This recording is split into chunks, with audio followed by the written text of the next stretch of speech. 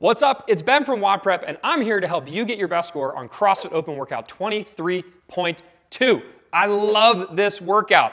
This is what it is, it's popping up on the screen somewhere. And if you want to know the exact standards for your division, there's a couple rules that can be a little sneaky, and I don't have time to get into all of them. Be sure to go to games.crossfit.com and check out the standards for your division. Make sure that you have your workout properly set up, and make sure you know all the rules. Obviously, in this video, I'm gonna share a couple secrets that will help you get a better score, but we wanna make sure that you're following the rules entirely so that your score is valid. If you would like to get the complete strategy guide to go along with this video, so this video is gonna have a lot, but I also have a lot more stuff that I send out via email. If you want to get on that list to get the complete strategy guide, including my mental pointers and a few other things, then go to wodprep.com/open, sign up with your name and email, and then you will get your best score possible on 23.2 because the goods that we send are free and they're great. With that, let's dig in to how to get your best score on 23.2. Let's start with the burpee pull-ups. And yes, I will be talking about the scale division as well. So when it comes to the burpee pull-ups, I think this is the meat of the workout. Yes, the shuttle runs are no joke, and we will talk about some strategy there that's really gonna help you. The most important aspect of the burpee pull-ups, and if you're in the scale division, just the standard burpees to target, is getting a pull-up bar that is the perfect height. And I know this is gonna really suck for a lot of people because your gym might not have a pull-up bar that's the right height for you. Remember, the standard is something like this, where I reach up and I have to make sure that I can't touch the pull-up bar no matter what. So it's beyond my maximum standing reach. What really stinks about that is for some people, the lowest pull-up bar that you have access to is gonna be way above your maximum standing reach. And that's frustrating because you're gonna be doing a lot of extra work to meet the standards. So one thing you are allowed to do is you are allowed to stack a mat or something underneath the pull-up bar so that you get the perfect height. What we wanna do is we wanna get as close to that standard as we possibly can. So hold on one second, I'll show you what I might do if I had a pull-up bar like this that's a little bit too tall for me. So, if your pull-up bar is way too tall and you happen to be lucky enough to have full body length gymnastic mats, we check the rules. You are allowed to stack mats in order to make the pull-up bar the right height. Now for me, this mat would actually make it too tall because I can touch the bar, so that's not gonna be good. But hypothetically speaking, you can stack mats to get your pull-up bar to the right height. I can't stress enough for both the scale division and the RX division, super, super important to get the right height on your pull-up bar. I have a very specific way I would like to teach you to do the burpee pull-ups, and depending on your ability levels, you might need to change in the middle of the workout, or you might need to start with the easier version right from the get-go. So the main thing that I want to talk about here is I love the jump down, step up approach when it comes to the burpee pull-ups. But before we even talk about that, I want to highlight the ground. Follow me down here. You might look at what I've already done. I've chalked my hands, and I've marked exactly where I want my hands to go for the burpee. Very, very important, because as I get into this workout and I get tired, the last thing I want to do is drop down too far behind the bar or too forward or in any weird position, because then what happens is if I'm too far behind the bar and I try to do a pull-up, I'm going to wind up swinging all over the place. I might get a no rep, or I might have to take a bunch of extra steps. What we want is for these burpees to be robotic in nature. So literally every time you're going to land from your pull-up bar, okay, I'm basically going to take a half step back. I like to jump down, and then I'm literally just dropping my hands to the targets that I've already marked with my hands in chalk. So I'm literally just dropping down, and then I step up. And then when I step up, basically I'm using that step as my jump up to the pull-up bar, okay? So ideally it's step back, jump down to the target, step up, and here. Okay, ideally we want to go straight up and straight down. You'll see I'm pretty much directly under the bar, and then without looking, I can jump up, get my chin up high. I don't want to have my chin neutral. I want to get my chin as high as possible because that's the standard, is chin above the bar. Once I get my chin above the bar, I'm letting go. What I don't want to do is allow myself to come controlled back down to the ground. That negative movement will absolutely crush your arms. So I'm thinking about step up. I know I'm under the bar. I jump up, get my hands up, and basically as soon as my chin passes the bar, I let go. So it's chin above the bar and then immediately let go. And that's gonna help save your arms for the pull-ups. Another thing I want you to think about is that you are allowed to change the way you grip the pull-up bar pretty much as you want. It doesn't matter if you're doing a chin up with a supinated grip, a pull up with a staggered grip, so one supinated, one pronated, or just your standard pronated one. It doesn't matter which way you do it, and actually I will admit that in testing, I think the chin up is what I'm gonna do in the workout. For me, the chin up I think is very easy. Basically, again, the same exact standard, I jump down, step up, and I jump without looking with my hands like this, and then I pull myself up. So the jump is pretty easy. I just jump, and then I'm back down. So watch me do a couple reps. Look how smooth this is. And this actually is the most effective way for almost everyone to get that pull up, is to do a chin up. Obviously, it doesn't really work with kipping. It doesn't work with butterfly. That's why we don't see it too much in CrossFit. But the chin up, you should be able to pull more weight than a traditional pronated pull up. So check this out.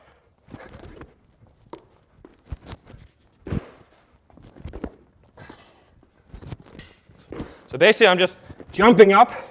I'm pretty much already up there just with my fingertips. I'm just kind of doing that chin up. If you're finding that your pull-ups are getting really difficult, I highly suggest before you over fatigue any single one of them, try changing your grip. Be sure in practice before the workout, try some chin ups, try some staggered ones, try some traditional pull-ups. And I promise you, if you mix it up throughout the workout, it will allow you to do the strict version of these burpee pull-ups for a lot longer than just doing the one way the entire time. So for a large majority of athletes who aren't advanced RX athletes or don't have incredible upper body strength, a lot sooner than you might think, you'll probably want to switch to the slower version, yet more efficient and technically easier version, which is the kipping burpee pull-up. So same exact rules apply. I'm still gonna try to jump down and step up, except when I do that, I would suggest being slightly behind the bar rather than directly underneath of it. So if you know that you're gonna eventually move to the kipping version,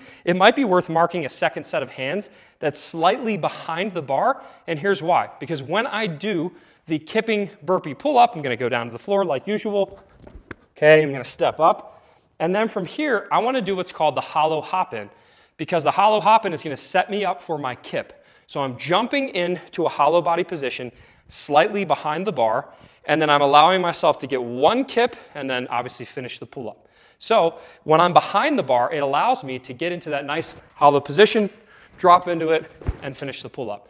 If I'm too close, then when I jump into the hollow body position, a lot of times I don't have any momentum. If you're an athlete that's unlucky enough not to have a bar that's the right height, you have one that's too high for you, or you find yourself really starting to get fatigued, then I recommend making sure that you're utilizing your arm swing for the jump to the pull-up bar. And this is especially true if we're still doing the strict version. And what I mean by that is, I go down for my burpee, I come up, and then from here, I want to try to utilize, just like we do on a box jump, I'm utilizing my arms to get that jump higher. Okay? If I just stand up and jump without using my arms, it's going to be using my legs, which are already going to be pretty fatigued from those shuttle runs. So make sure as you get up from that burpee, okay, I'm here, I'm getting up from that burpee, use your arms, and that's going to help you get the height that you want on that jump into the pull-up. So when it comes to the scale division, we're doing burpees to a target. Here are a couple pointers for you. The same rules apply when it comes to marking your hand. I would just make sure that your hands, the position is marked wherever it puts you in a place to jump up and touch the bar above you without looking. You should not be looking up and down every single rep. I want you to keep your head neutral, and all I want you to do to finish that rep is just swing your arms up in the air. And you'll actually notice I like to touch the bar with the back of my hand, because for me, when I jump and I go like that and I just let my hands swing up, that's so much easier for me than trying to reach up and around.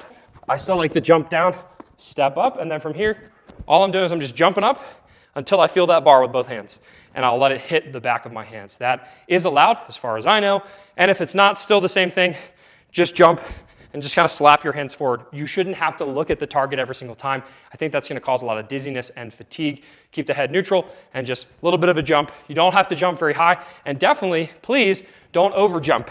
Right? We don't need to get way above the bar. We just need to get high enough to make contact with our hands at the same time. It is time to talk about the shuttle runs. The shuttle runs are going to annoy the heck out of people. This isn't where you win the workout. It's probably where you would lose the workout if you burn yourself out. The bottom line is the shuttle runs should look slow and steady for the most part, And there's a few things that we need to talk about, specifically the turnaround.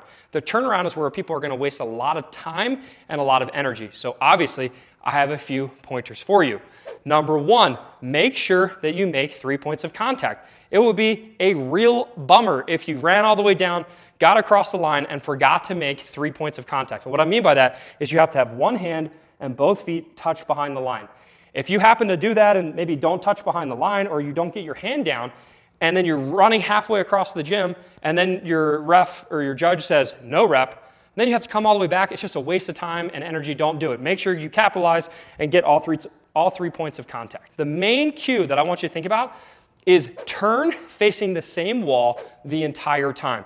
So here's what I mean by that. We have a mock, a much shorter segment drawn out here, but I'm gonna show you what I mean. So I'm always gonna be facing this wall to my left, or you can always face the wall to your right. I'm just gonna demonstrate this way. So as I'm running, all I do is I'm always planting my inside foot.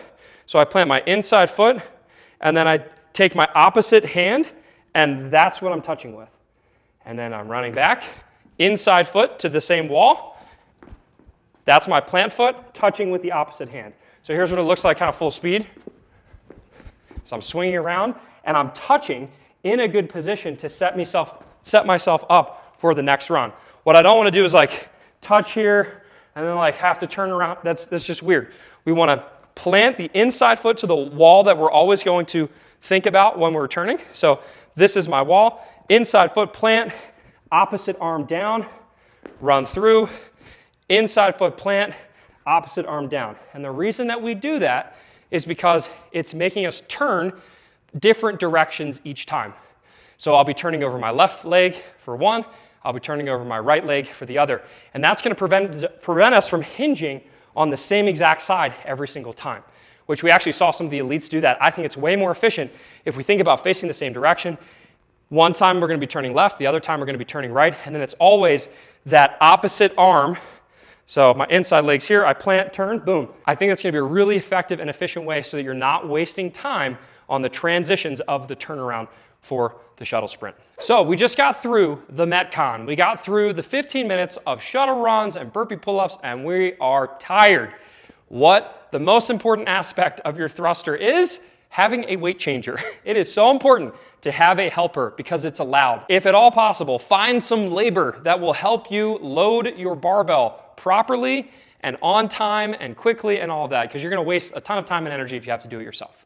The first thing I want to say when it comes to the thrusters is as soon as you're done those 15 minutes, I kind of want you to sit on the floor for a bit, and that would be a great time if you're comfortable and if this is something that you like to use, this would be a great time to potentially put on knee sleeves, weightlifting shoes, and a belt. Especially the belt for me, I like to wait until it's really, really heavy, and then I put it on for superpowers. So after that Metcon is done, I'm going to come sit down next to my pieces of equipment here, and I'm going to be exhausted, and I'm not going to waste too much time, but I'm going to kick off my shoes, throw on my knee sleeves, and some weightlifting shoes, which I do think is going to help me lift some more weight, so why not take the extra few seconds to put them on? If you aren't used to using this stuff, then I wouldn't mess with it. Another thing to note is that when you're doing the Metcon, when you're doing the shuttle runs and the burpee pull-ups, it's actually not a bad idea to just wear your knee sleeves, but don't wear them on your knees because that's going to fatigue you. Just wear it, on your ankles, and then all you have to do here is slide on your shoes, boom, pull up the knee sleeves rather than having to actually put the full knee sleeves on. It doesn't really matter. I don't think it's going to affect too much, but the bottom line is you don't want to waste too much time getting all of your gear on and waste like 2 full minutes. I would give yourself maybe 45 seconds, possibly a minute to get the equipment on. I like to have my knee sleeves nice and tight. And for the weightlifting shoes, I probably wouldn't even worry about tying them too much. I literally just put them on, strap them up, maybe one knot, and be good to go. Because we're not doing too much, we're not doing anything really dynamic here with the thruster. We're just trying to use the weightlifting shoes, the belt, and the knee sleeves to help us feel a little bit more comfortable because our core, our lower back, pretty much everything, our arms will be very fatigued. So I have all my gear on, maybe not my belt yet. The first thing I'm doing is I'm coming to the bar and I'm hitting a weight that I know I can hit 100%. I would call this a moderate to slightly heavy weight. You actually saw Roman in the announcement who can lift a lot more weight than you and I, and he started with 135. So it's okay if you have a completely gimme weight on there just to practice the movement and like feel what it's like to go through that thruster. With the thruster, It all depends on what your preferences are. I think the best way to do it is what we saw the elites do, which is clean into the squat, into the thruster. So do a cluster. If doing the clean is too much coordination, if you don't feel comfortable dropping straight into that squat, then don't do it. I don't care if it looks cool. I think a lot of people, a lot of people, maybe even including myself, will do better to just grip it and rip it to your shoulders, power clean, get your feet set up, take a nice deep breath, and then do a thruster. Okay? The main key here is you want to have communication with your weight changing team, multiple people ideally, my weight changing team, to know what to load next. So I come out, I hit a weight that's moderate, maybe even easy for you, and then immediately they should know what to put next on the bar. You will have time probably for 3 to 5 lifts. In the beginning, when the weight is lighter, stack them on top of each other a little bit more. Like if I hit this 135, within 30 seconds probably, I'd be hitting 185. And then as I get heavier, I'm gonna add spacing and add time between my attempts. Again, aiming for 3 to 5 total attempts. Ideally, the second to last one, if possible, should be your, the one that you know you can hit that's a solid score for you, and then maybe have a stretch goal that you can hit for the very, very end. Obviously, all this goes out the window in the middle of the workout. You might fail something that you never thought you would ever fail, which is exactly what happened to Patrick Vellner. So bottom line, start light, start with something 100%. It doesn't even matter if you're partially unconscious. You can hit that weight and then slowly build from there. Be in communication with your weight loaders. And the last tip I want to give you on this thruster is, if possible, have change plates. As long as your weights add up to a whole pound, then if you have change plates, it's going to help add a little buffer between you and the people who end at 0 or 5. So for instance, let's say I load up 225 pounds on the bar. Okay, but if I can add a 1 pound weight or a half a pound weight to either side, and I get to 226 or 227. That's going to separate me from all the people, all the poor souls that don't have change plates. My team did mention this to me. I haven't read the rules specifically on this, but make sure you read them. But I'm pretty sure we are allowed to use change plates. So if you just slap on a little bit of weight on top of the weight you're trying to attempt, just a little teeny bit so that it rounds up to the nearest pound, then that's going to help separate you from people who don't have change plates. It's silly, but it will make a big difference when it comes to the leaderboard placement.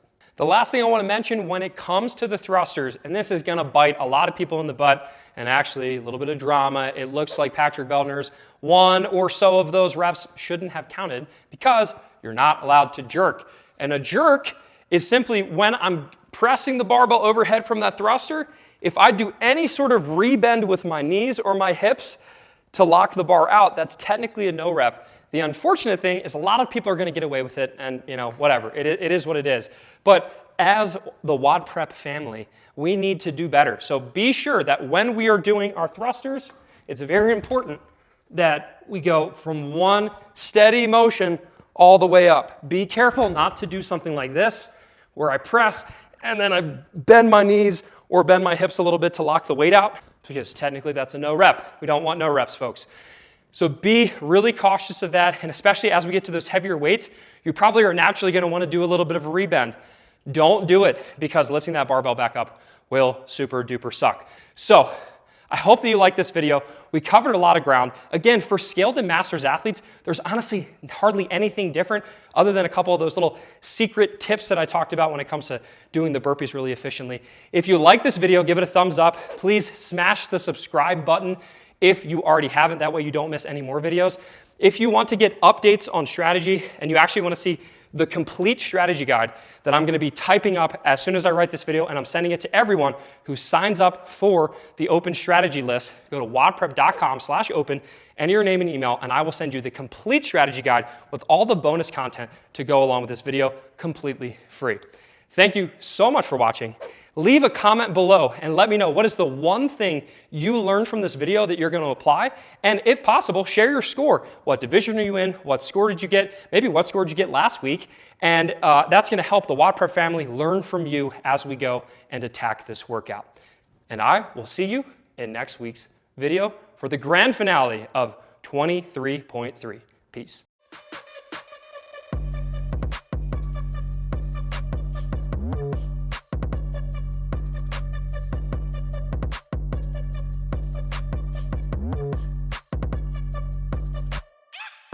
technically that's a no rep. We don't want no reps, folks.